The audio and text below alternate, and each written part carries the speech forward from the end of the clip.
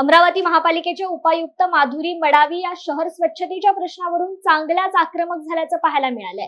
शहरातील अतिसंवेदनशील परिसरातील रस्त्यावर उतरून त्यांनी कंत्राटदारांना थेट फटकारलं आणि शहर स्वच्छतेचा अल्टिमेटम दिलाय।